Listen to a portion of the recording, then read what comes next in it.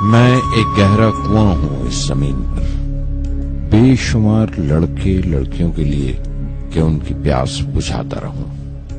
اس کی بے پناہ رحمت اسی طرح ذرے ذرے پر برستی ہے جیسے کنواں سب کی پیاس بجھاتا ہے۔ اتنی سی کہانی ہے میری، زین العابدین اور عاشی اماں کے بیٹے کی کہانی، اس لڑکے کی کہانی جو اخباریں بیچ کر اپنے بھائی کی مدد کرتا تھا، اس شاگرد کی کہانی جس کی پرورش شیو سبرمنی آئیر اور ایادورائی سولومن نے کی، اس ودیارتھی کی کہانی جسے پنڈلے ماسٹر نے تعلیم دی، ایم جی کے مینن اور پروفیسر سارا بھائی نے انجینئر کی پہچان دی، جو ناکامیوں اور مشکلوں میں پل کر سائنسدان بنا، اور اس رہنما کی کہانی جس کے ساتھ چلنے والے بے شمار قابل اور ہنرمند لوگوں کی ٹیم تھی۔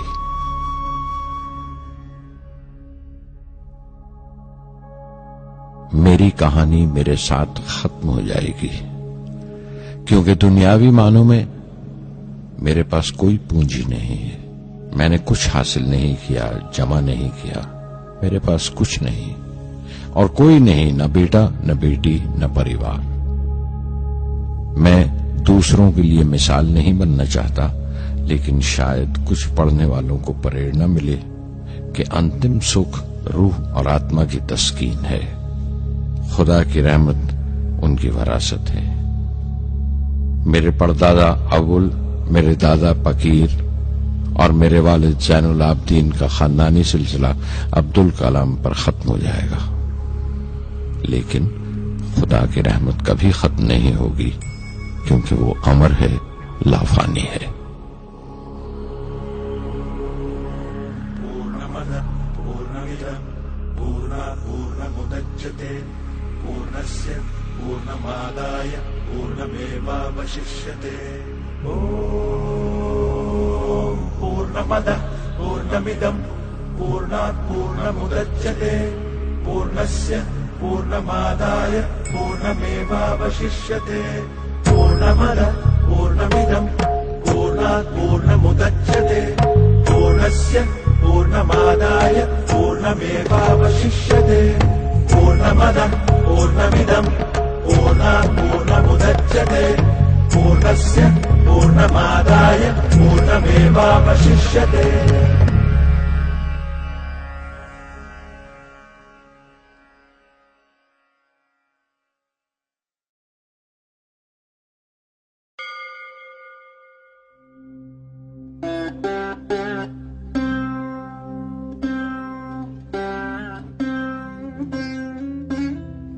میں شہر رامیشورم کے ایک مڈل کلاس تمل خاندان میں پیدا ہوا۔ میرے ابا زین العابدین کے پاس نہ تعلیم تھی نہ دولت، لیکن ان مجبوریوں کے باوجود ایک دانائی تھی ان کے پاس اور حوصلہ تھا، اور میری ماں جیسی مددگار تھی عاشی اماں۔ ان کی کئی اولادوں میں ایک میں بھی تھا، بلند قامت ماں باپ کا ایک چھوٹے سے قد والا معمولی شکل و صورت کا لڑکا۔ اپنے پشتینی مکان میں رہتے تھے ہم، جو کبھی 19ویں صدی میں بنا تھا۔ کافی وسیع اور پکا مکان تھا رامیشورم کی مسجد سٹریٹ میں۔ میرے ابا ہر طرح کے عیش و آرام سے دور رہتے تھے، مگر ضروریات کی تمام چیزیں میسر تھیں۔ سچ تو یہ ہے کہ میرا بچپن بڑا محفوظ تھا، مادی طور پر بھی اور جذباتی طور پر بھی، مٹیریلی اینڈ ایموشنلی۔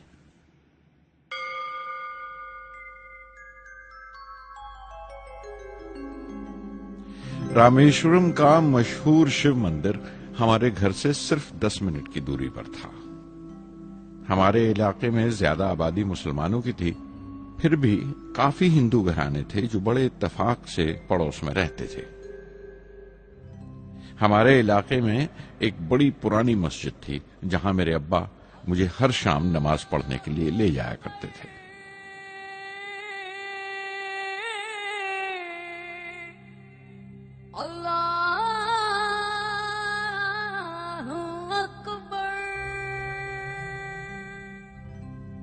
رامیشورم مندر کے بڑے پروہت पक्षी लक्ष्मण शास्त्री मेरे अब्बा के पक्के दोस्त थे। मेरी बचपन की यादों में आंकी हुई एक याद ये भी थी कि अपने अपने रवायती लिबास में बैठे हुए वो दोनों कैसे रूहानी मसलों पर देर देर तक बातें करते रहते थे। मेरे अब्बा मुश्किल से मुश्किल रूहानी मामलों को भी तमिल की आम जबान में बयान कर लिया करते थे। एक बार मुझसे कहा था, जब आफत आए तो आफत की वजह समझने की कोशिश करो, मुश्किलें हमेशा खुद को परखने का मौका देती हैं।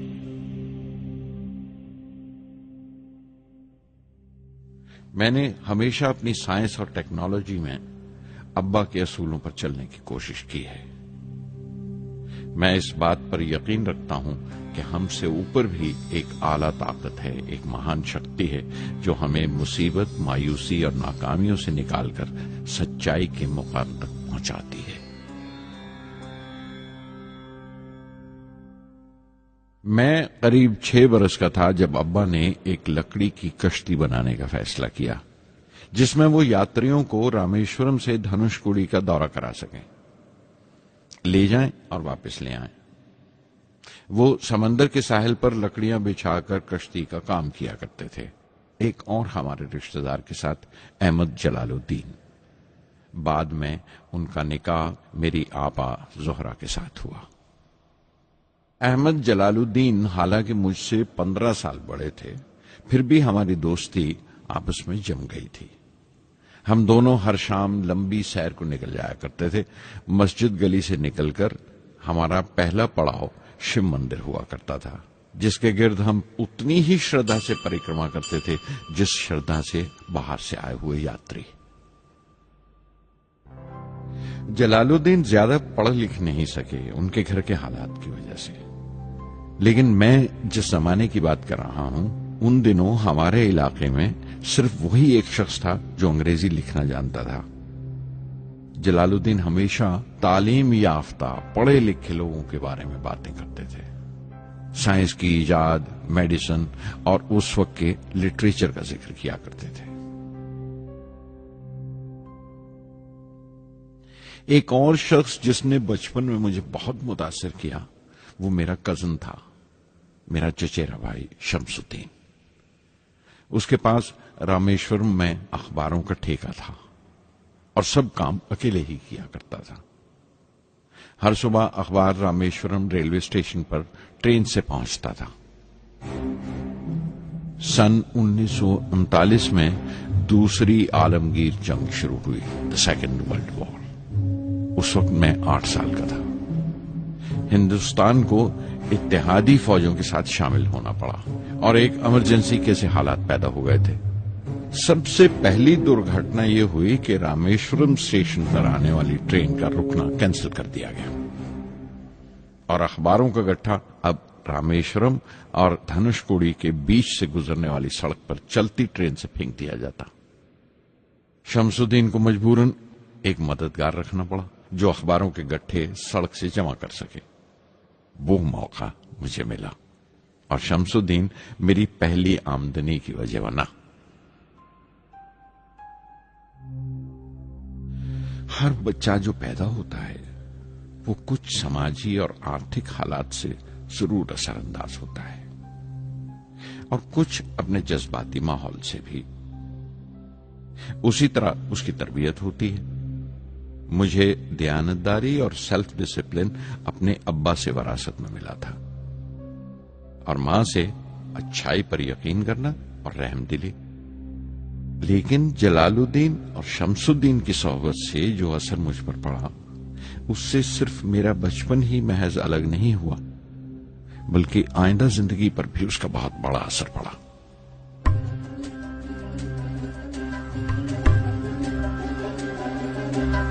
தந்தை மகற்கு ஆற்றும் நன்றி அபயத்து முந்தி இருப்பச்செயல். தந்தை மகற்கு ஆற்றும் நன்றி அபயத்து முந்தி இருப்பச்செயல் இருப்பச்செயல். மகன் தந்தைக்கு ஆற்றும் உதவி இவன் தந்தை என்னோற்றான் கொள்.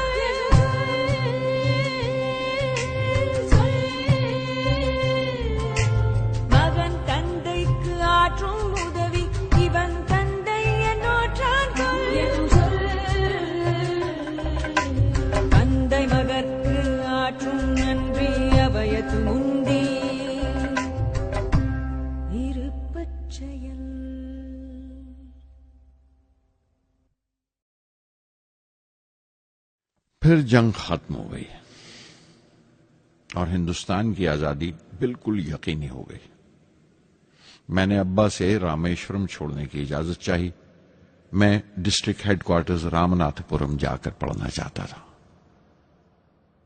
شمس الدین اور جلال الدین میرے ساتھ رامناتھ پورم تک گئے مجھے شوارٹز ہائی اسکول میں داخل کرانے کے لیے. جانے کیوں وہ نیا ماحول مجھے راس نہیں آیا. رامناتھ پورم بڑا مصروف شہر تھا اور قریب 50,000 کی آبادی تھی، لیکن رامیشورم کا سکون اور اطمینان کہیں نہیں تھا. گھر بہت یاد آتا تھا اور گھر لوٹنے کا کوئی موقع میں چھوڑتا نہیں تھا.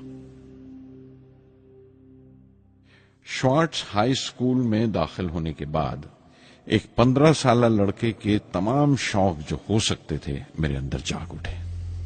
میرے ٹیچر ایا دورائی سولومن بہترین رہبر تھے، گائیڈ اس نوجوان ذہن کے لیے جس کے سامنے زندگی کی بے شمار ممکنات کھلنے والی تھی.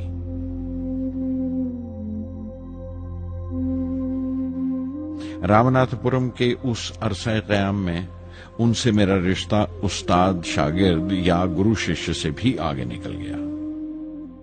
ایا دورائی کہا کرتے تھے، زندگی کامیاب ہونے اور نتیجے حاصل کرنے کے لیے 3 طاقتوں پر قابو پانا بہت ضروری ہے: خواہش، یقین اور امید. ایا دورائی سولومن جو بعد میں ریورنڈ ہو گئے کہا کرتے تھے، اس سے پہلے کہ میں چاہوں کچھ ہو جائے یہ ضروری ہے کہ میرے اندر اس کی پوری شدت سے خواہش ہو اور یقین ہو کہ وہ ہوگا. میں اپنی زندگی سے اگر مثال دوں تو مجھے بچپن سے ہی آسمان کے اسرار اور پرندوں کی پرواز ہمیشہ حیران کرتی تھی، فیسینیٹ کرتی تھی. سمندر میں کونجوں اور بگلوں کو اونچی اڑانے لگاتے دیکھتا تھا تو اڑنے کو جی کرتا تھا.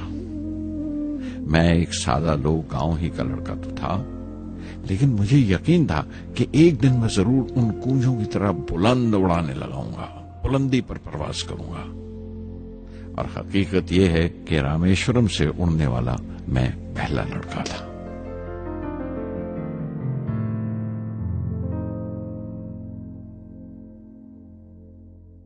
شوارٹز اسکول میں تعلیم ختم کرتے کرتے میرے اندر خود اعتمادی بس چکی تھی اور مجھے یقین تھا کہ میں ضرور کامیابی حاصل کروں گا. میں تعلیم آگے جاری رکھوں گا، اس میں کوئی دوسرا خیال نہیں تھا. سن 1950 میں انٹرمیڈیٹ پڑھنے کے لیے سینٹ جوزف کالج ٹریچی میں داخل ہو گیا. جب بی ایس سی ڈگری کے لیے میں نے سینٹ جوزف کالج میں داخلہ لیا تو ہائر ایجوکیشن کے معنی صرف اتنے ہی جانتا تھا. یہ نہیں جانتا تھا کہ ہائر ایجوکیشن کے لیے کچھ اور بھی ہو سکتا ہے. نہ یہ جانتا تھا کہ سائنس پڑھ کے فیوچر کے لیے اور کیا موقع حاصل ہو سکتے ہیں. بی ایس سی پاس کرنے کے بعد ہی جان پایا کہ فزکس میرا سبجیکٹ نہیں تھا. اپنے خواب کو پورا کرنے کے لیے مجھے انجینئرنگ میں جانا چاہیے تھا. پتہ نہیں کیوں کچھ لوگوں کا ایسا خیال ہے کہ سائنس آدمی کو خدا سے منکر کر دیتی ہے، لیکن میرے لیے تو سائنس اعتماد، وشواس اور روحانی تسکین کی وجہ رہی ہے. کسی طرح میں MIT یعنی مدراس انسٹیٹیوٹ آف ٹیکنالوجی کے امیدواروں کی لسٹ میں تو آ گیا، لیکن اس کا داخلہ بہت مہنگا تھا. کم سے کم 1,000 روپے کی ضرورت تھی اور میرے ابا کے پاس اتنے روپے نہیں تھے. اس وقت میری اکا، میری آپا زہرا نے اپنے سونے کے کڑے اور چین بیچ کر میری فیس کا انتظام کیا. مجھ پر اس کی امید اور یقین دیکھ کر میں بسیج گیا.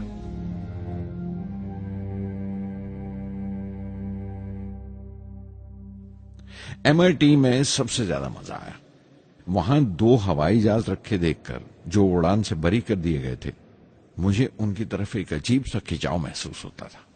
اور جب سب لڑکے ہاسٹل لوٹ جاتے تھے میں کئی گھنٹے ان کے پاس بیٹھا رہتا تھا. فرسٹ ایئر مکمل کرنے کے بعد جب مجھے اپنے زیادہ خصوصی مضمون چننا تھے، یعنی اپنی اسپیشل برانچ کا چناؤ کرنا تھا، تو میں نے فورن ایروناٹیکل انجینئرنگ کا چناؤ کر لیا. MIT کی تعلیم کے دوران مجھے 3 ٹیچرز نے بہت متاثر کیا: professor Sponder, professor KAV Pandalai, professor Narasingha Rao. Professor Sponder technical aerodynamics سکھاتے تھے۔ ایروناٹیکل انجینئرنگ میں داخلے سے پہلے میں نے ان سے صلاح لی تھی۔ انہوں نے سمجھایا تھا کہ مجھے مستقبل کا فیصلہ کرنے سے پہلے مستقبل کی ممکنات کے بارے میں نہیں سوچنا چاہیے، بلکہ سوچنا چاہیے ایک اچھی بنیاد کے لیے اور اپنے رجحان اور اشتیاق کے بارے میں کہ اس میں کتنی شدت ہے، میرے ایپٹیچیوڈز اور ایسپریشن میں کتنی انٹینسٹی ہے۔ میں خود بھی ہونے والے انجینئرنگ اسٹوڈنٹس سے کہنا چاہتا ہوں کہ جب وہ اپنا اسپیشلائزیشن کا چناؤ کریں تو یہ دیکھیں کہ ان میں کتنا شوق ہے، کتنا اتساہ ہے اور لگن ہے اس شعبے میں جانے کے لیے۔ پروفیسر KAV پنڈلے نے مجھے ایرو اسٹرکچر ڈیزائن سکھایا اور اس کا تجزیہ بھی، وشلیشن، انالیسس بھی۔ وہ بڑے خوش دل اور دوست ٹیچر تھے اور ہر سال کوئی نہ کوئی نیا طریقہ، نیا نظریہ لے کر آتے تھے کورس میں۔ پروفیسر نرسنگھ راؤ میتھمیٹیشین تھے، وہ ایروڈائنمکس کی تھیوری سکھایا کرتے تھے۔ ان کی کلاس میں داخل ہو کر مجھے میتھمیٹیکل فزکس باقی تمام سبجیکٹس سے زیادہ اچھا لگنے لگا۔ سادھر سنگی ہری ہری نام چتارا چتارا، سادھر سنگی ہری ہری نام چتارا، سہجی انندو ہووے دینو راتی، انکر بھلو ہمارا، سادھر سنگی سادھر سنگی۔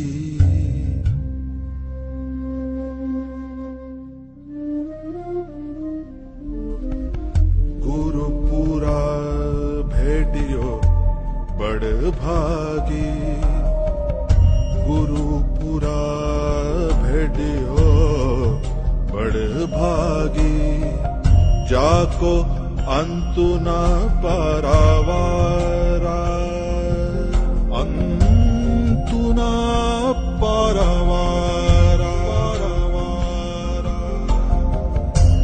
نانک سرنی گہی سوامی کی، پنہ پنہ نمسکار، سادھر سنگی سادھر سنگی۔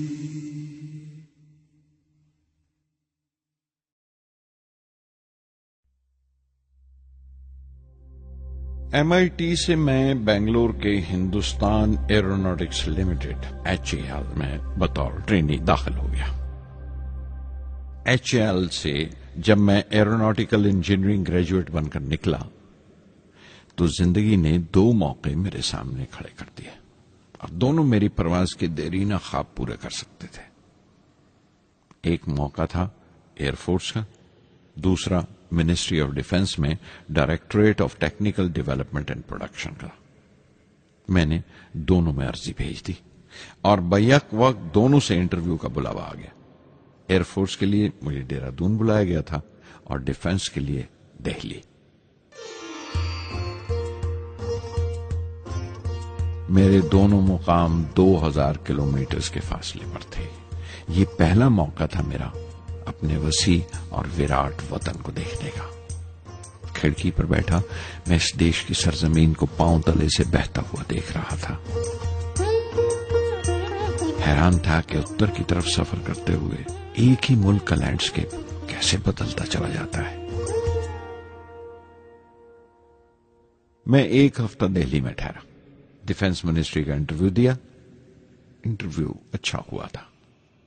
وہاں سے میں دہرادون گیا ایئر فورس سلیکشن بورڈ کے انٹرویو کے لیے۔ 25 امیدواروں میں 9ویں نمبر پر آیا۔ میرا دل بیٹھ گیا، بہت مایوس ہوا اور کئی دن تک افسوس رہا کہ ایئر فورس میں جانے کا موقع میرے ہاتھ سے نکل گیا۔ میں رشی کیش چلا گیا، دل پر یہ بوجھ لے کر کہ آنے والے دن بڑے سخت ہوں گے۔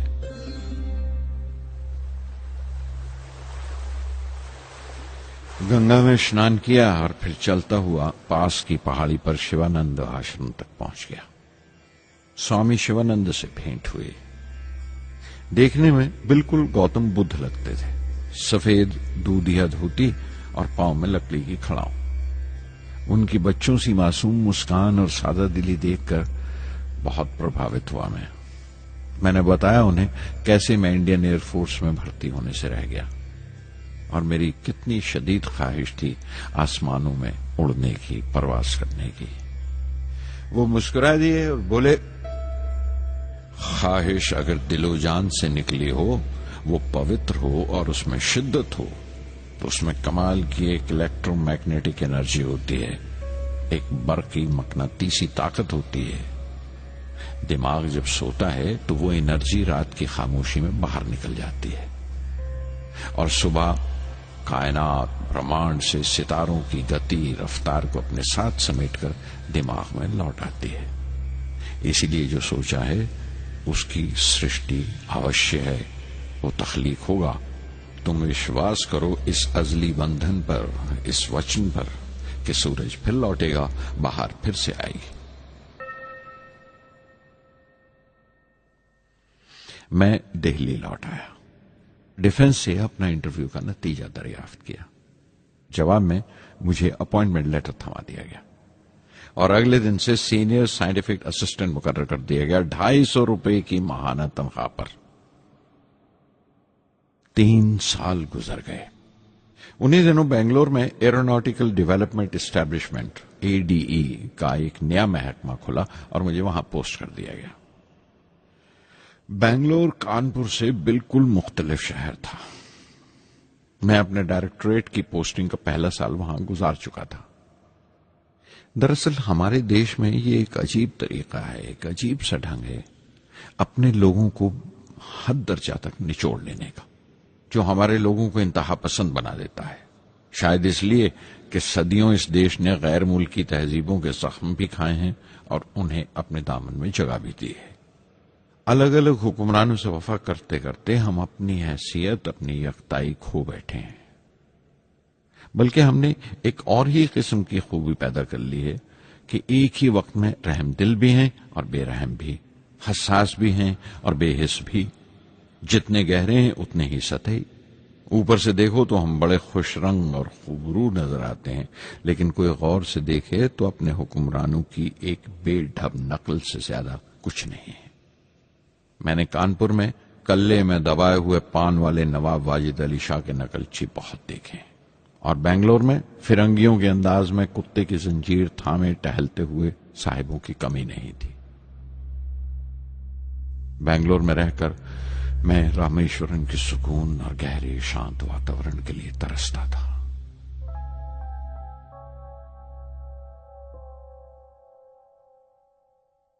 پہلے سال تو ADE میں کوئی زیادہ کام نہیں تھا۔ ایک پروجیکٹ ٹیم بنائی تھی کہ 3 سالوں میں ایک سودیشی ہاور کرافٹ تیار کریں، اور وہ وقت سے پہلے تیار ہو گیا۔ نندی اس کا نام رکھا گیا، شیو کی سواری کے آدھار پر۔ اس کا ڈیزائن ہماری امید سے زیادہ اچھا تھا، لیکن میں سخت مایوس ہوا جب آپسی کنٹروورسیز کی بنا پر سارا پروجیکٹ بالائے طاق رکھ دیا گیا، بند کر دیا گیا۔ Professor MGK Menon, Tata institute of fundamental research کے ڈائریکٹر، ایک روز اچانک ہی ہماری جانچ پڑتال کو آ پہنچے۔ نندی کا ذکر نکلا، مجھ سے پوچھ تاچھ کرتے ہوئے انہوں نے خواہش ظاہر کی ایک 10 منٹ کی اڑان کے لیے۔ اس کے 1 ہفتہ بعد کی بات ہے، مجھے انکوسپار سے بلاوا آ گیا، the Indian committee for space research. میں ممبئی چلا گیا راکٹ انجینئر کی پوسٹ کے لیے انٹرویو دینے۔ میرا انٹرویو لینے والے ڈاکٹر وکرم سارا بھائی اور پروفیسر MGK مینن کے علاوہ مسٹر سراف تھے، جو اس وقت ایٹمک انرجی کمیشن کے ڈپٹی سیکرٹری کے عہدے پر تھے۔ ڈاکٹر سارا بھائی کی گرم جوشی نے پہلی ہی ملاقات میں میرا دل موہ لیا۔ اگلے ہی دن مجھے خبر مل گئی کہ میں چن لیا گیا۔ مجھے انکوسپار میں راکٹ انجینئر کی حیثیت سے شامل کر لیا گیا تھا۔ سن 1962 کے دیرینہ حصے میں کہیں انکوسپار نے تھمبا میں ایکویٹوریل راکٹ لانچنگ سٹیشن بنانے کا فیصلہ کیا۔ تھمبا کیرلا میں تریویندرم سے پرے ایک دور دراز کے اونگتے سے گاؤں کا نام ہے۔ ہندوستان میں یہ ماڈرن راکٹ بیسڈ ریسرچ کی ایک دبی سی ابتدا تھی، ہلکی سی شروعات۔ اس کے فوراً بعد ہی مجھے 6 ماہ کے لیے امریکہ بھیج دیا گیا، ناسا میں راکٹ لانچنگ کی ٹریننگ کے لیے۔ جانے سے پہلے میں تھوڑا سا وقت نکال کر رامیشورم گیا۔ میرے ابا میری اس کامیابی کے لیے بہت خوش ہوئے اور مجھے اسی مسجد میں لے جا کر شکرانے کی نماز ادا کی۔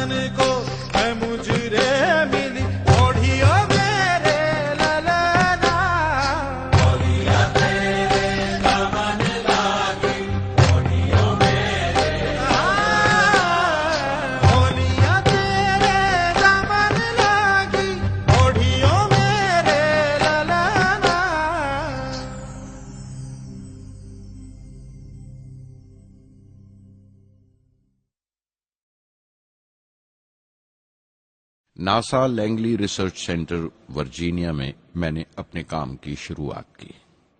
بعد میں گودارڈ اسپیس فلائٹ سینٹر میری لینڈ چلا گیا۔ میں اپنا امپریشنز امریکنز کے بارے میں بینجامن فرینکلن کے اس جملے سے بیان کر سکتا ہوں: جن باتوں سے تکلیف ہوتی ہے ان سے تعلیم بھی ملتی ہے۔ ہندوستانی تنظیموں میں، یہاں کی آرگنائزیشنز میں ایک بڑی مشکل ہے۔ جو اوپر ہیں وہ بڑے مغرور ہیں، اپنے سے چھوٹوں کی، جونیئرز اور سب آرڈینیٹس کی رائے لینا اپنی حد تک سمجھتے ہیں۔ کوئی شخص بھی اپنی خوبی دکھا نہیں سکتا اگر آپ اسے ملامت ہی کرتے رہیں۔ اصول اور پابندی، پابندی اور سختی، سختی اور ظلم کے بیچ کی لائن بڑی مہین ہے، باریک ہے، اس کی پہچان بہت ضروری ہے۔ میں جیسے ہی ناسا سے لوٹا، فوراً بعد ہندوستان کا پہلا راکٹ لانچ واقع ہوا، 21 نومبر سن 1963۔ وہ ساؤنڈنگ راکٹ تھا، نام نائکی اپیچی۔ نائکی اپیچی کی کامیابی کے بعد پروفیسر سارا بھائی نے اپنی آرزو، اپنے ایک خواب کا اظہار کیا، ایک Indian satellite launch vehicle ISLV کا سپنا۔ ہندوستانی راکٹ کا خواب 20ویں صدی میں ایک طرح سے 18ویں صدی کا خواب بھی کہلا سکتا ہے، جو ٹیپو سلطان نے دیکھا تھا۔ ٹیپو سلطان کی فوج میں 27 بریگیڈ تھے جو خشون کہلاتے تھے، اور ہر ایک بریگیڈ میں ایک دستہ تھا راکٹ مین کا جو ساتھ رہا کرتا تھا اور جرکس کہلاتا تھا۔ جب ٹیپو سلطان مارا گیا تو انگریزوں نے 700 راکٹس اور 900 راکٹ کے سب سسٹمز برآمد کیے 1799 میں تیروکناہلی کی جنگ کے بعد۔ وہ راکٹس ولیم کانگریو نے انگلینڈ بھیجوا دیے جانچ پڑتال کے لیے، اس کی تکنیک سمجھنے کے لیے، جسے آج کی سائنسی زبان میں ہم ریورس انجینئرنگ کہتے ہیں۔ ٹیپو سلطان کی موت کے ساتھ اس خواب کی بھی موت ہو گئی، کم سے کم 150 سال کے لیے۔ پنڈت جواہر لال نہرو کی بدولت وہ راکٹری کا خواب ایک بار پھر ہندوستان میں زندہ ہوا۔ پروفیسر سارا بھائی نے اس خواب کو حقیقت بنانے کی ذمہ داری اپنے سر لے لی۔ بہت سے تنگ نظر لوگوں کو اعتراض تھا اس بات پر کہ اس ملک میں جہاں لوگوں کو 2 وقت کی روٹی نصیب نہیں ہوتی وہاں ان اسپیس اڑانوں کو، ان خلائی تحریکوں کو کیوں ترجیح دی جا رہی ہے۔ لیکن پردھان منتری پنڈت نہرو اور پروفیسر سارا بھائی کے نظریے میں کسی قسم کا مبالغہ نہیں تھا۔ ان کے نظریے بالکل صاف تھے کہ اگر دنیا کے ملکوں میں اور دنیا کے مسئلوں میں کوئی حصہ لینا ہے، شرکت کرنی ہے، ہندوستان کو کوئی حیثیت حاصل کرنی ہے تو سائنس اور ٹیکنالوجی کی ترقی اور خود مختاری، سیلف ریلائنس اشد ضروری ہے، اور ان کا مقصد طاقت کا مظاہرہ ہرگز نہیں تھا۔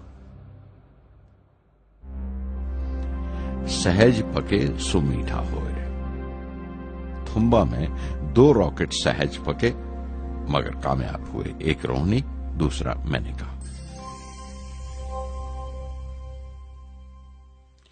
اگلا سال لگا ہی تھا جب پروفیسر سارا بھائی نے مجھے دہلی بلا بھیجا۔ ایک میٹنگ تھی اور میٹنگ میں group captain V S Narayanan سے میرا تعارف کرایا گیا جو ایئر ہیڈ کوارٹرز سے تھے۔ پروفیسر سارا بھائی نے ریٹو تیار کرنے کا ارادہ ظاہر کیا، rocket assisted take of system, ایک ملٹری ایئر کرافٹ جو راکٹ کی مدد سے اڑایا جا سکے بڑی چھوٹی سی جگہ میں۔ شام تک یہ خبر بھی عام ہو گئی کہ ہندوستان ایک خود ساختہ ملٹری ایئر کرافٹ تیار کر رہا ہے اور میں اس پروجیکٹ کا مختار ہوں، ذمہ دار ہوں۔ میں کئی طرح کے جذبات سے بھر گیا، خوش بھی تھا، شکر گزار بھی، خوش قسمت بھی، اور ایک احساس ہوا تکمیل کا، فلفلمنٹ کا۔ 19ویں صدی کے ایک شاعر کی یہ سطریں بہت یاد آئیں، ہر دن کے لیے تیار رہو، ہر دن کو ایک طرح ہی ملو، جب اوکھلی ہو برداشت کرو، جب دستہ ہو تو وار کرو۔ ریٹو پہ کام کرتے ہوئے 2 اہم واقعات ہوئے۔ پہلا تو یہ تھا کہ اپنے دیش میں پہلی بار اسپیس ریسرچ کا 10 سالہ پروگرام تیار ہوا جس کے آتھر تھے پروفیسر سارا بھائی۔ میرے لیے وہ ایک ایسا رومانی مینیفیسٹو تھا جیسے اسپیس سے عشق کرنے والے کسی شاعر کی رومانی نظم ہو، جیسے کوئی اپنے دیش کے آسمان سے عشق کرنے لگا ہو۔ اور دوسرا واقعہ منسٹری آف ڈیفنس میں میسائل پینل کا تیار ہونا۔ نارائنن اور میں، ہم دونوں اس پینل کے ممبر تھے۔ اس وقت تک بھوش کی آنے والی SLV سیٹلائٹ لانچ وہیکل کا ناک نقشہ بھی تیار ہو چکا تھا۔ پروفیسر سارا بھائی اپنے دیرینہ خواب کو تعبیر دینے کے لیے کچھ اور ساتھیوں کا چناؤ کر چکے تھے۔ میں خود کو خوش قسمت سمجھتا ہوں کہ مجھے اس پروجیکٹ کا لیڈر چنا گیا۔ اس پر پروفیسر سارا بھائی نے مجھے ایک اور ذمہ داری بھی سونپی کہ لانچ کی 4تھی سٹیج میں ہی ڈیزائن کروں۔ یہ معمول تھا، میرا عادت تھی کہ ہر میسائل پینل کی میٹنگ کے بعد میں جا کر پروفیسر سارا بھائی کو پوری تفصیل، پوری رپورٹ دیتا تھا۔ دہلی میں ایسی ہی ایک میٹنگ کے بعد 23 دسمبر 1971 کو میں تریویندرم لوٹ رہا تھا، اور اس دن پروفیسر سارا بھائی تھمبا میں SLV کا معائنہ کرنے گئے ہوئے تھے۔ دہلی ایئرپورٹ کے لاؤنج سے میں نے انہیں فون کیا، پینل میٹنگ کی تفصیل بتائی۔ پروفیسر سارا بھائی نے مجھے کہا کہ میں تریویندرم ایئرپورٹ پر ان کا انتظار کروں۔ میں جب تریویندرم پہنچا تو فضا میں ایک ماتم بچھا ہوا تھا۔ مجھے خبر دی گئی کہ پروفیسر سارا بھائی نہیں رہے۔ چند گھنٹے پہلے دل کا دورہ پڑنے سے ان کا انتقال ہو گیا۔ میں تھرا کے رہ گیا۔ چند گھنٹے پہلے ہی تو میں نے ان سے بات کی تھی، میرے لیے وہ بہت بڑا صدمہ تھا۔ پروفیسر سارا بھائی میری نظر میں انڈین سائنس کے راشٹر پتا ہیں، جیسے راشٹر کے پتا مہاتما گاندھی ہیں۔ انہوں نے اپنی ٹیم سے رہنما پیدا کیے اور خود اپنے عمل سے ان کے لیے مثال ثابت ہوئے۔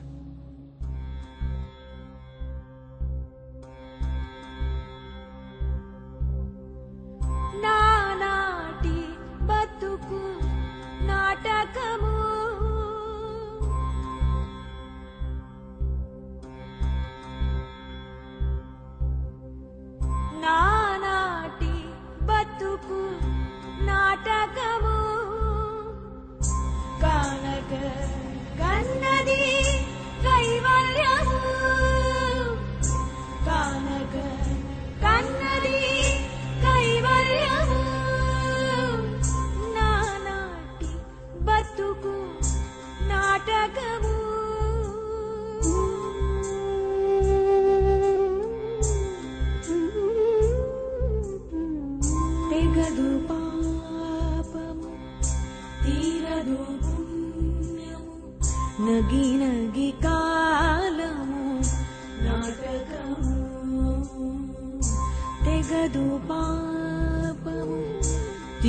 ఎంతదు పుణ్యము నగి నగి కాలము నాటకము యగువన శ్రీ వెంకటేశ్వరుడేలిగే యగువన శ్రీ వెంకటేశ్వరుడేలిగే గగనము నీతిది కైవల్యము గగనము నీతిది కైవల్యము కైవల్యము.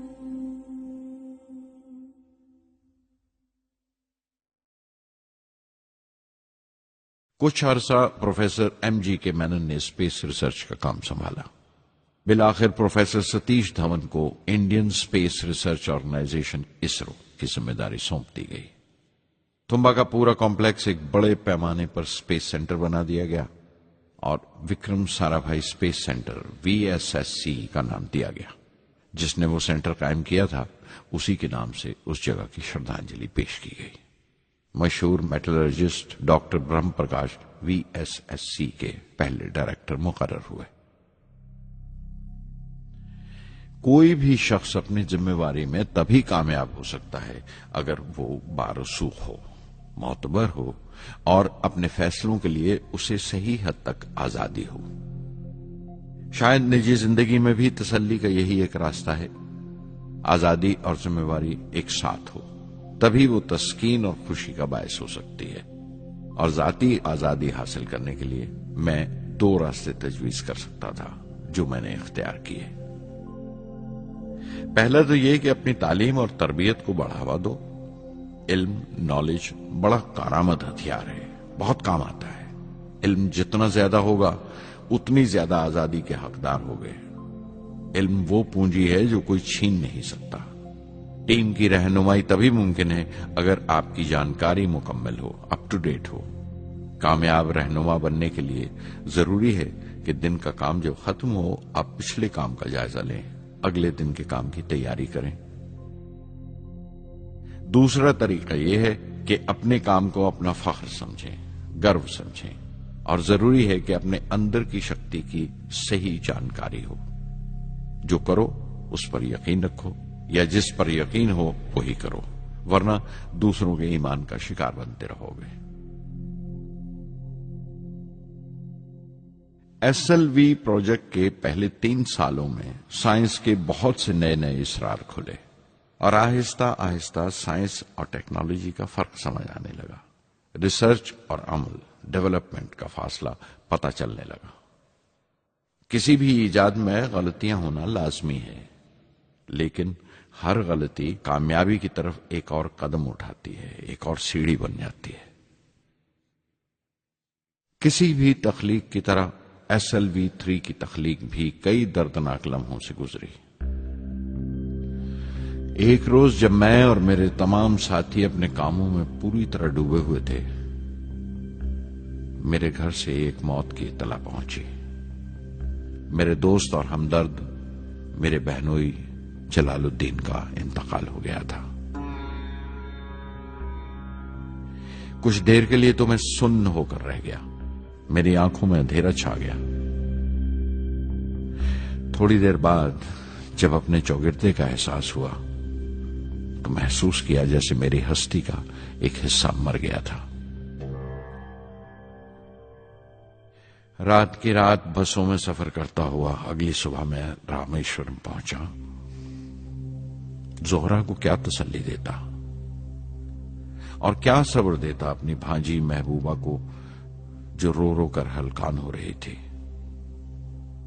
मेरी आंखों के सोते पहले ही सूख चुके थे. थुम्बा लौटकर बहुत दिनों तक सारा कामकाज, सारी मसरूफियत बेमानी लगने लगी. बहुत दिनों तक बहुत मलाल लगा, सब बेमानी लगता था. प्रोफेसर धवन देर देर तक हौसला देते थे.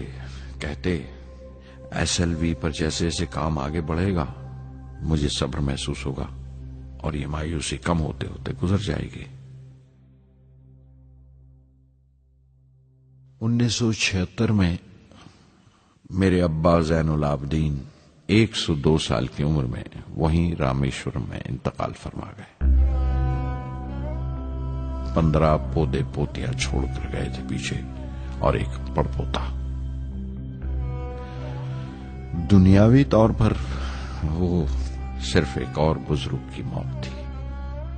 कोई बड़ा मातम नहीं हुआ, झंडा नहीं उतारा गया, न अखबारों ने स्याह हाशिए दिए, न सियासतदान थे वो, न विद्वान कोई, न कोई बड़े सरमायादार। एक सीधे सादे इंसान थे, फरिश्ता सिफत,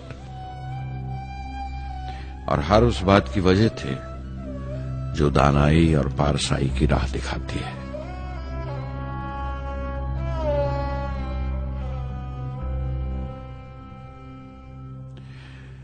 मैं बहुत देर तक अपनी मां के पास बैठा रहा, चुपचाप, और जब उठा थुम्बा लौटने के लिए तो उसने रुंधे गले से दुआएं दी मुझे।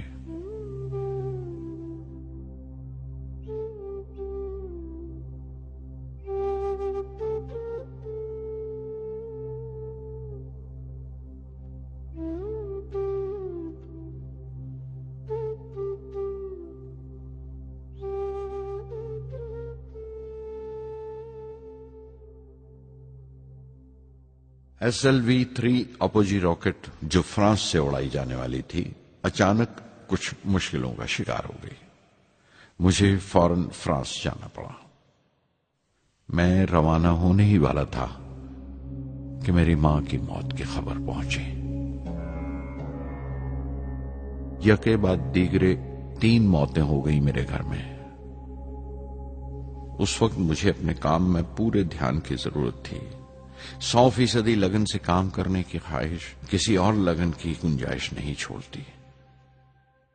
मुकम्मल नीति और पूरी लगन से SLV-3 का ख्वाब 1979 के दरमियान में जाकर पूरा हुआ। हमने SLV-3 की परवाज का दिन 10 अगस्त 1979 तय किया था। 23 मीटर लंबा 4 स्टेजेस का ये रॉकेट 17 टन का वजन लेकर 7:58 पर बड़ी कजदाई से उड़ा और खला की तरफ रवाना हुआ।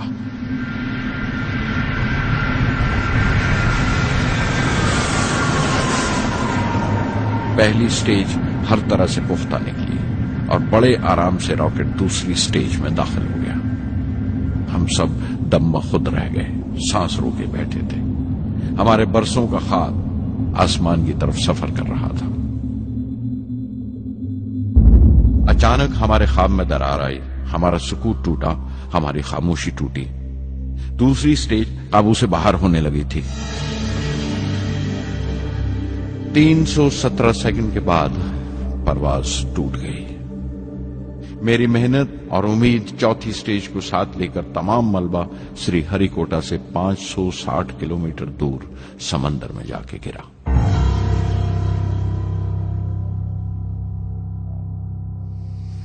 इस हादसे से हम सबको सख्त सदमा पहुंचा।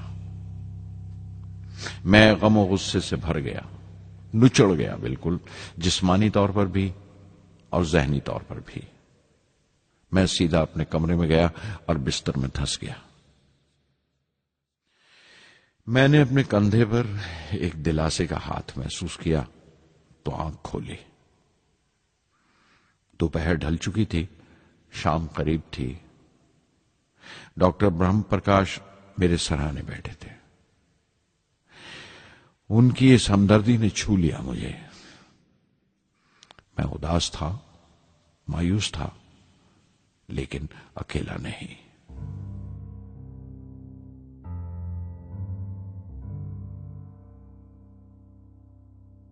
हर शख्स तकनीकी जमा तफरीक और बहस मुबासे के बाद मुतमईन हो चुका था, संतुष्ट हो चुका था, लेकिन मुझे इत्मीनान न आया और मुसलसल बेचैन रहा।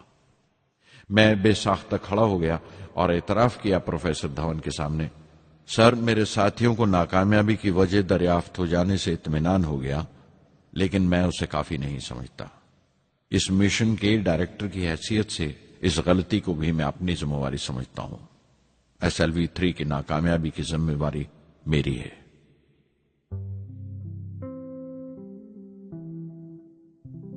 سائنس کا کام کمال درجہ اتساہ بھی دیتا ہے، خوشی بھی اور اتنی ہی گہری مایوسی بھی۔ اس طرح کے واقعات سوچ سوچ کر میں دل کو ڈھارس دیتا رہا۔ یہ خیال کہ انسان چاند پر اتر سکتا ہے سب سے پہلے ایک روسی سائنٹسٹ نے سوچا تھا۔ اسے حقیقت بننے میں 40 سال گزر گئے جب امریکہ نے اسے پورا کیا۔ پروفیسر چندر شیکھر نے چندر شیکھر لمٹ کا آوشکار کیا تھا 1930 میں جب کیمبرج میں پڑھ رہے تھے، لیکن 50 سال بعد انہیں اسی ڈسکوری پر نوبل پرائز ملا۔ وان برون اپنی سیٹرن لانچ وہیکل سے آدمی کو چاند پر اتارنے سے پہلے کتنی ساری ناکامیوں سے گزرے ہوں گے۔ پہاڑ کی چوٹی پر اترنے سے پہاڑ پر چڑھنے کا تجربہ نہیں بھولتا۔ زندگی پہاڑ کی چڑھانوں پر ملتی ہے، چوٹی پر نہیں۔ چڑھانوں پر ہی تجربے ملتے ہیں اور زندگی منچتی ہے اور ٹیکنالوجی ترقی کرتی ہے۔ چوٹی پر پہنچنے کی کوشش ہی میں چڑھانوں کا علم حاصل ہوتا ہے۔ میں ایک ایک قدم چلتا رہا، چڑھتا رہا چوٹی کی طرف۔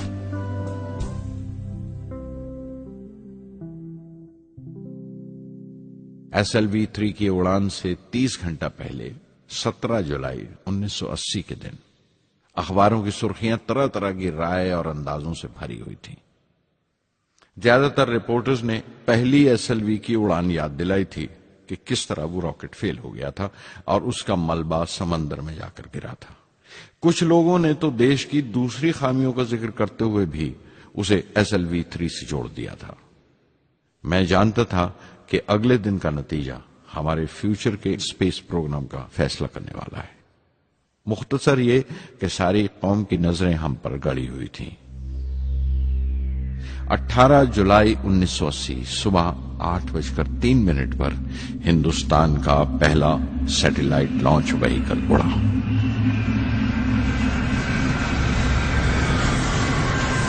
میں نے روہنی سیٹلائٹ کا تمام ڈیٹا کمپیوٹر پر جانچا۔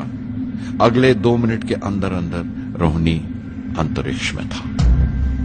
اس تمام شور و غل کے بیچ میں نے اپنی زندگی کے سب سے اہم الفاظ ادا کیے۔ میں مشن ڈائریکٹر بول رہا ہوں، ایک ضروری خبر سننے کو تیار رہو۔ چوتھی سٹیج کامیابی کے ساتھ روہنی سیٹلائٹ کو لے کر انترکش میں داخل کر رہی ہے۔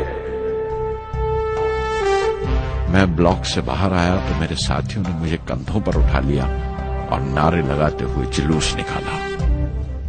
ساری قوم میں ایک جوش کی لہر دوڑ گئی۔ ہندوستان ان چند قوموں میں شامل ہو گیا تھا جن کے پاس سیٹلائٹ لانچ کی قابلیت تھی۔ ہماری قوم کا ایک خواب پورا ہوا تھا اور ہمارے اتہاس کا ایک نیا باب کھلا، ایک نیا چیپٹر۔ پردھان منتری اندرا گاندھی نے مبارکباد کا تار بھیجا اور سب سے زیادہ ہندوستان کے سائنسدان خوش تھے کہ یہ پوری کوشش سودیشی تھی، ہماری اپنی تھی۔ میں کچھ ملے جلے جذبات سے گزر رہا تھا۔ میں خوش تھا کہ پچھلی 2 دہائیوں سے جس کوشش میں تھا بالآخر اس میں کامیاب ہوا، لیکن اداس تھا جن لوگوں کی بدولت میں یہاں پہنچا تھا وہ لوگ میرے ساتھ نہیں تھے۔ میرے ابا، میرے بہنوئی جلال الدین اور پروفیسر سارا بھائی۔ SLV-3 کی کامیابی کے مہینے بھر کے اندر ہی پروفیسر دھون کا فون آیا ایک دن اور دلی بلایا پردھان منتری سے ملنے کے لیے۔ میری ایک چھوٹی سی الجھن تھی کپڑوں کو لے کر۔ ہمیشہ سے بڑے عامیانہ سے کپڑے پہنتا ہوں اور پاؤں میں چپل یا سلیپر کہہ لو۔ پردھان منتری کو ملنے جیسا وہ لباس نہیں تھا، میرے لیے نہیں، ان کے احترام کے لیے۔ سنا تو پروفیسر دھون بولے، کپڑوں کی فکر مت کرو، تم نے جو شاندار کامیابی پہن رکھی ہے وہ کافی ہے۔ ریپبلک ڈے 1981 میرے لیے ایک بڑی خوشخبری لے کر آیا کہ مجھے پدم بھوشن سے نوازا گیا ہے۔ میں نے اپنے کمرے کو بسم اللہ خاں کی شہنائی سے بھر لیا۔ शहनाई की गूंज मुझे कहीं और ही ले गई। मैं रामेश्वरम पहुंच गया, मां के गले लगा। अब्बा ने मेरे बालों को उंगलियों से सहलाया और मेरा दोस्त, मेरा रफीक जलालुद्दीन मस्जिद गली में जमा हुए लोगों में मेरे इनाम का ऐलान कर रहा था। मेरी बहन जोहरा ने मीठा बनाया घर में। पक्षी लक्ष्मण शास्त्री ने मेरे माथे पर तिलक लगाया। फादर सोलोमन ने मेरे हाथ में सलीब देकर दुआ पढ़ी और प्रोफेसर सारा भाई को देखा। उनके चेहरे पर मुस्कुराहट थी, फख्र था। जो पौधा वो लगाकर गए थे अब पूरा पेड़ बन चुका था, जिसके फल हिंदुस्तान की आवाम तक पहुंच रहे थे।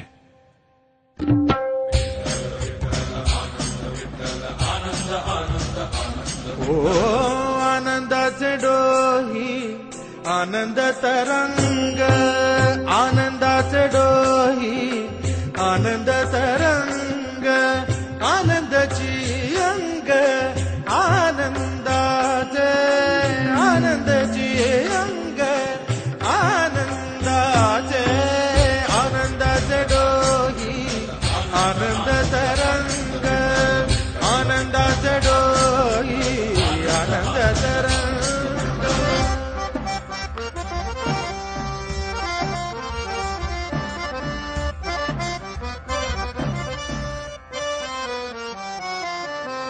गर्भाचे आवडी मातेचा डोहळा, तेथीचा जीवळा तेथे बिंबे।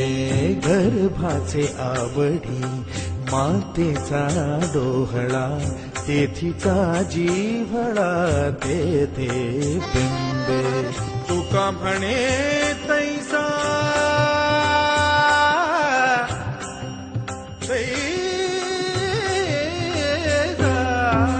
तुका म्हणे तैसा ओतलाचे ठसा, अनुभव सरीसा मुखाला।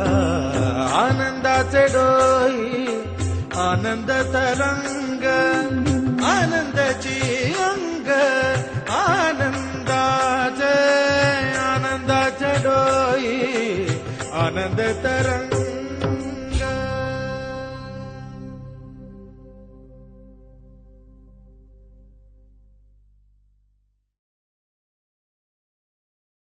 पहली जून 1982 मैंने defence research and development laboratory DRDL की जिम्मेवारी संभाल ली। उस वक्त के defence minister Shri R Venkataraman ने जब मशवरा दिया कि बजाय दर्जा बदर्जा मिसाइल तैयार करने के हमें मुकम्मल अपनी मिसाइल तैयार करने का प्रोग्राम बनाना चाहिए, तो हमें अपने कानों पर यकीन नहीं आया और देखते देखते ही वो प्रोजेक्ट एक मुकम्मल मिसाइल का प्रोग्राम बन गया, जिसके नतीजे आइंदा बहुत दूर तक पहुंचे। हर एक प्रोजेक्ट का नाम हिंदुस्तान की खुद मुख्तारी, सेल्फ रिलायंस का सबूत था। सरफेस टू सरफेस मिसाइल का नाम पृथ्वी रखा गया, टैक्टिकल कोर व्हीकल को त्रिशूल का नाम दिया गया, surface to air defence system आकाश कहलाया, एंटी टैंक मिसाइल प्रोजेक्ट को नाग के नाम से पुकारा गया और मेरे देरीना ख्वाब रेक्स को यानी re entry experiment launch vehicle को मैंने अग्नि का नाम दिया। मिसाइल टेक्नोलॉजी का हुनर दुनिया की कुछ चुनी हुई कौमों के पास ही था। वो बड़े ताज्जुब से हमारी तरफ देख रहे थे कि हम क्या करने जा रहे हैं और कैसे करेंगे। हम एक मीटिंग में बैठे हुए अपने मकसद को पूरा करने के लिए 1984 की निशानदेही कर रहे थे जब डॉक्टर ब्रह्म प्रकाश की मौत की खबर आई। मेरे लिए वो एक और सदमा था। पहली SLV की नाकामी के वक्त जिस तरह उन्होंने ढारस दी थी मुझे, वो याद करके मैं और ज्यादा गमगीन हो गया।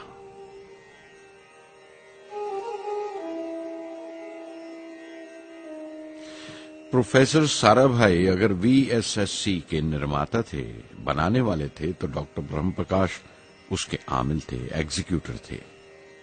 उनकी विनम्रता ने मुझे बड़ी हद तक नरम कर दिया। اور میں نے اپنی تند مزاجی پر کافی قابو کر لیا۔ ان کی حلیمی صرف اپنی خوبیوں تک ہی محدود نہیں تھی، بلکہ اپنے سے چھوٹوں کو عزت دینا بھی ان کی عادت میں شامل تھا۔ ان کے برتاؤ اور سلوک میں یہ بات نظر آ جاتی تھی کہ کوئی شخص بھی خامیوں سے خالی نہیں ہے، یہاں تک کہ افسر بھی، لیڈر بھی، رہنما بھی۔ وہ بہت بڑے دانشور تھے۔ ایک کمزور سے شریر کے اندر ان میں بچوں کی سی معصومیت تھی۔ مجھے وہ ہمیشہ سائنسدانوں میں سنت نظر آتے تھے۔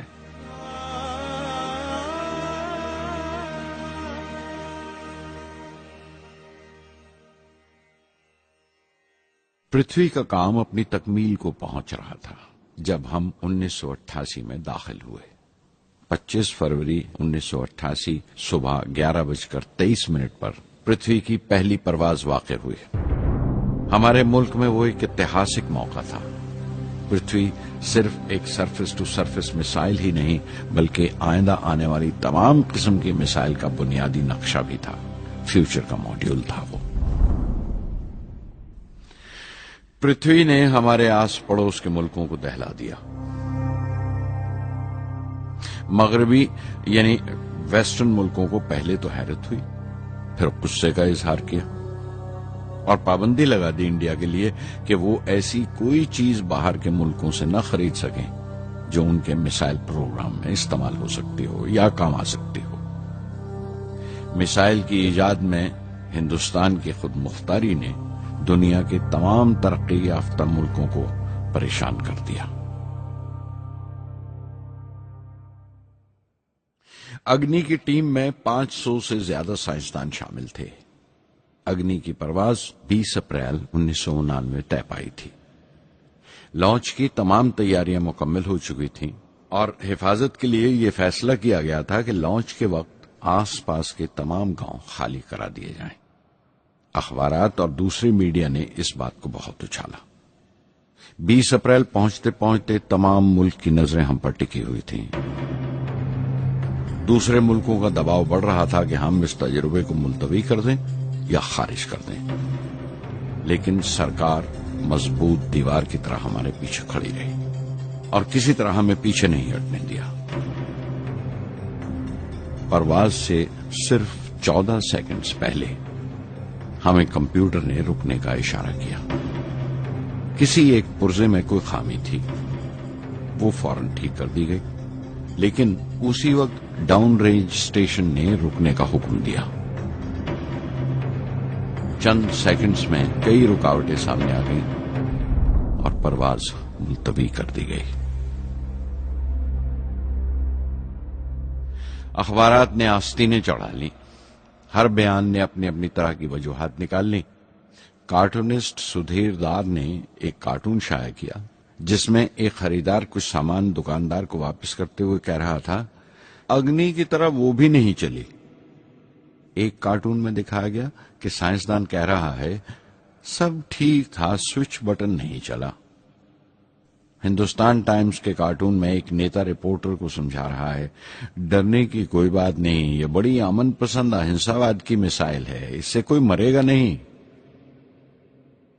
قریب 10 روز دن رات کام چلا میسائل کی درستی پر، اور آخرکار سائنسدانوں نے ایک نئی تاریخ طے کی اگنی کی پرواز کے لیے۔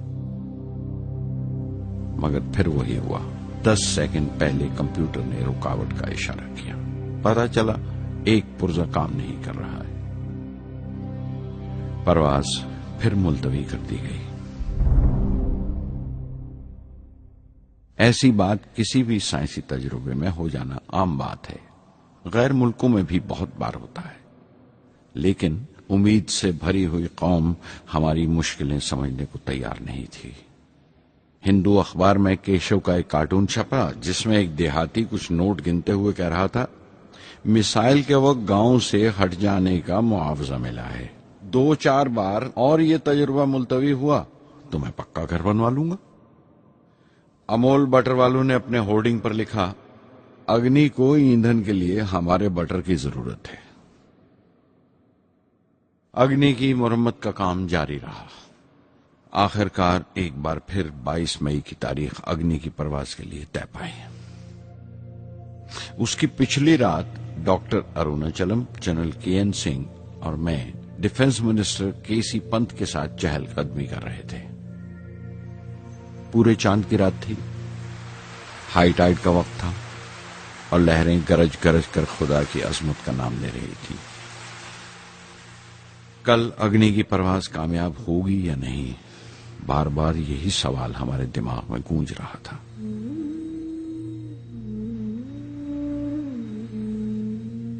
ڈیفنس منسٹر نے ایک لمبی خاموشی کو توڑتے ہوئے پوچھا، کلام، کل اگنی کی کامیابی منانے کے لیے کیا چاہتے ہو تم؟ میں کیا چاہتا تھا؟ کیا تھا جو نہیں تھا میرے پاس؟ اپنی خوشی کے اظہار کے لیے مجھے کیا کرنا چاہیے؟ اور اچانک مجھے جواب مل گیا، ہم 1,00,000 پیڑوں کی کونپلیں لگائیں گے، میں نے کہا، اور ان کے چہرے پر رونق آ گئی۔ تم اپنی اگنی کے لیے دھرتی ماں کا آشیرواد چاہتے ہو، بولے۔ کل یہی ہوگا، انہوں نے پیشن گوئی کی۔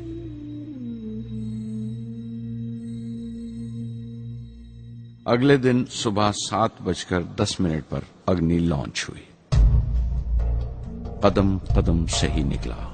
میزائل نے جیسے ٹیکسٹ بک یاد کر لی ہو، جیسے سبق یاد کر لیا تھا۔ ہر سوال کا صحیح جواب مل رہا تھا۔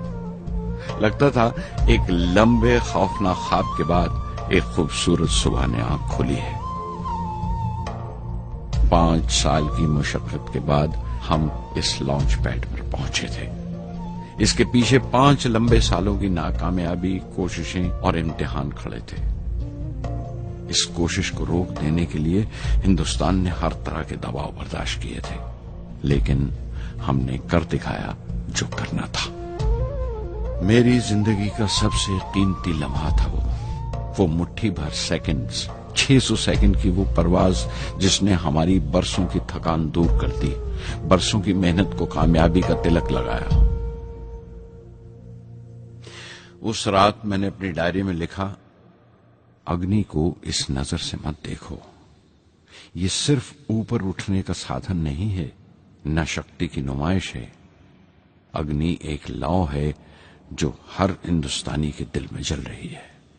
اسے مثال مت سمجھو، یہ قوم کے ماتھے پر چمکتا ہوا آگ کا سنہری تلک ہے۔ स्वधर्मम् अपि चावेक्ष्य न विकम्पितुमर्हसि धर्म्यात् युद्धश्रेयोऽन्यक्षत्रियस्य न विद्यते स्वधर्मम् अपि चावेक्ष्य न विकम्पितुमर्हसि धर्म्यात् युद्धश्रेयोऽन्यक्षत्रियस्य न विद्यते अदच्चेत्त्वम् इमम् धर्म्यम् सङ्ग्रामम् न करिष्यसि तदस्वधर्मम् कीर्तिम् च हित्वा पापम् अवाप्स्यसि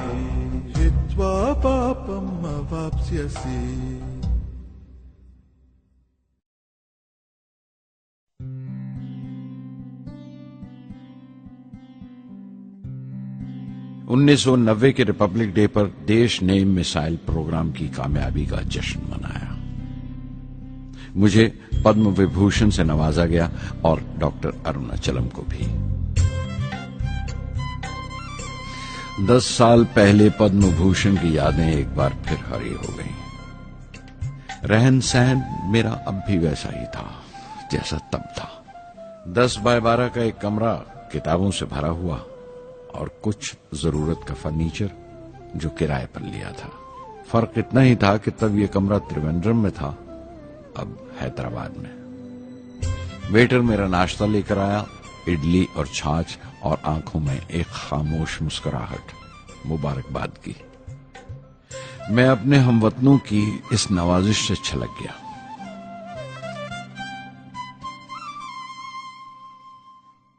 میں جانتا ہوں کہ بہت سے سائنسدان اور انجینئر موقع ملتے ہی وطن چھوڑ جاتے ہیں، دوسرے ملکوں میں چلے جاتے ہیں زیادہ روپیہ کمانے کے لیے، زیادہ آمدنی کے لیے، لیکن یہ آدر، محبت اور عزت کیا کما سکتے ہیں جو انہیں اپنے وطن سے ملتی ہے؟ 15 اکتوبر 1991 میں 60 سال کا ہو گیا. مجھے اپنے ریٹائرمنٹ کا انتظار تھا. چاہتا تھا کہ قریب بچوں کے لیے ایک اسکول کھولوں. یہ وہ دن تھے جب میں نے سوچا کہ اپنی زندگی کے تجربے، مشاہدے اور وہ تمام باتیں قلم بند کروں جو دوسروں کے کام آ سکیں. ایک طرح سے اپنی سوانح عمری لکھوں، اپنی جیونی. میرے خیال میں میرے وطن کے نوجوانوں کو ایک صاف نظریے اور دشا کی ضرورت ہے. تبھی یہ ارادہ کیا کہ میں ان تمام لوگوں کا ذکر کروں جن کی بدولت میں یہ بن سکا جو میں ہوں. مقصد یہ نہیں تھا کہ میں کچھ بڑے بڑے لوگوں کے نام لوں، بلکہ یہ کہ کوئی شخص کتنا بھی چھوٹا کیوں نہ ہو اسے حوصلہ نہیں چھوڑنا چاہیے. مسئلے، مشکلیں زندگی کا حصہ ہیں اور تکلیفیں کامیابی کی سچائیاں ہیں. جیسا کہا ہے کسی نے، خدا نے یہ وعدہ نہیں کیا کہ آسمان ہمیشہ نیلا ہی رہے گا. زندگی بھر پھولوں سے بھری راہیں ملیں گی. خدا نے یہ وعدہ نہیں کیا کہ سورج ہے تو بادل نہیں ہوں گے، خوشی ہے تو غم نہیں، سکون ہے تو درد نہیں ہوگا.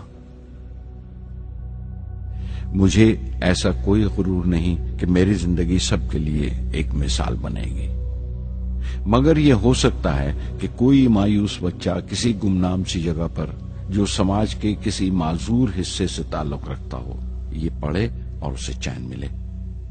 یہ پڑھے اور اس کی امید روشن ہو جائے. ہو سکتا ہے یہ کچھ بچوں کو نا امیدی سے باہر لے آئے اور جسے وہ مجبوری سمجھتے ہیں وہ مجبوری نہ لگے. انہیں یقین رہے کہ وہ جہاں بھی ہیں خدا ان کے ساتھ ہے. کاش ہر ہندوستانی کے دل میں جلتی ہوئی لو کو پر لگ جائیں اور اس لو کی پرواز سے سارا آسمان روشن ہو جائے.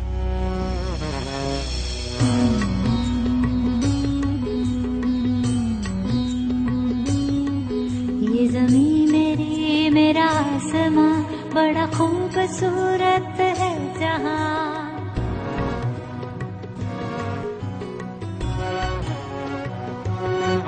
یہ زمین میری، میرا آسماں بڑا خوبصورت ہے جہاں. میری زندگی پرواز ہے وہ فضا میری، میں اڑوں جہاں. میری زندگی پرواز ہے وہ فضا میری، میں اڑوں جہاں. یہ زمین میری، میرا آسماں بڑا خوبصورت ہے جہاں. کبھی دھوپ لیپ کے آسمان ہم نے سنہری کر لیا. کبھی دھوپ لیپ کے آسمان ہم نے سنہری کر لیا. پھر دھوپ باندھ کے پاؤں میں ہم اڑے ہیں ٹھنڈی ہواؤں میں. زمین میری، میرا آسماں بڑا خوبصورت ہے جہاں. کبھی وقت اٹھا کے سروں پہ ہم اور آگ لے کے پروں پہ ہم. کبھی وقت اٹھا کے سروں پہ ہم اور آگ لے کے پروں پہ ہم. کبھی چھانی خالی خلا کہیں ہم اڑے جہاں پہ ہوا نہیں. زمین میری، میرا آسماں بڑا خوبصورت ہے جہاں. میری زندگی پرواز ہے، میری زندگی پرواز ہے وہ فضا میری، میں اڑوں جہاں. یہ زمین میری، میرا آسماں بڑا خوبصورت ہے جہاں. یہ زمین میری، میرا آسماں بڑا خوبصورت